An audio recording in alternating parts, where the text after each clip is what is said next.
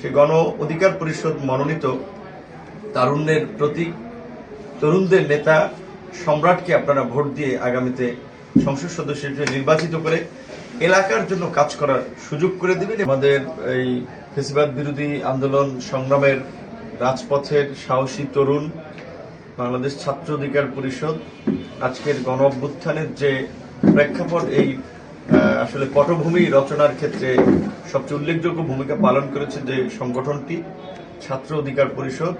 সেই ছাত্র অধিকার পরিষদের কেন্দ্রীয় নেতা ছিলেন।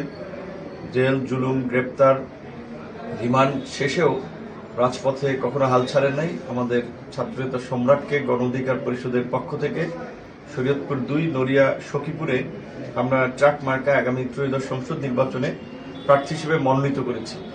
আমরা আশা করি এই গণ অভ্যুত্থানের মধ্যে দিয়ে তরুণদের প্রতি মানুষের যে একটা আস্থা ভরসা তৈরি হয়েছে, সম্রাটকে ভোটে বিজয়ী করার মধ্যে দিয়ে শরীয়তপুর ২ নড়িয়া সখীপুরের মানুষ সেটা একটা বাস্তবায়ন করবে।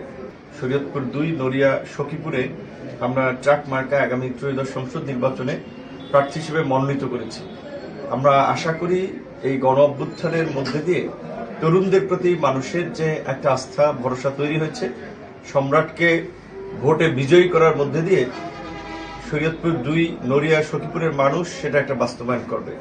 তরুণরা নির্লোভ, স্বার্থপর এবং সংগ্রামী, যার কারণে ৫২ ভাষা আন্দোলন থেকে শুরু করে ৭১-এর মুক্তিযুদ্ধ, ৯০-এর স্বৈরাচার বিরোধী আন্দোলন এবং সর্বশেষ এই ২৪-এর গণ অভ্যুত্থান তরুণদের নেতৃত্বে, তরুণদের দ্বারা হয়েছে।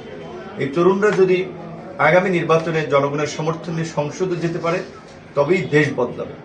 দেশ বদলাতে, রাজনীতির পরিবর্তনে আমরা তরুণদেরকে রাজনীতিতে চাই, সংসদে চাই। তাই সখীপুর নড়িয়া শরীয়তপুর ২ সংসদীয় আসনের সম্মানিত ভোটার এবং জনসাধারণের প্রতি আমাদের আহ্বান থাকবে, এই গণ অভ্যুত্থানের যে তরুণদের সংগঠন, আপনারা জানেন যে গণ অধিকার পরিষদ উল্লেখযোগ্য একটি সংগঠন এবং যেই পরিষদের মাধ্যমেই মূলত আজকের এই গণ অভ্যুত্থান পথ রচিত হয়েছে।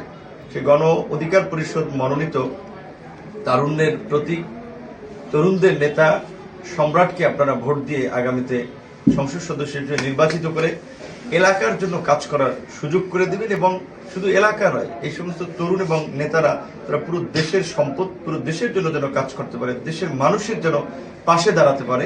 আশা করি আপনারা সম্রাটের পাশে থাকবেন।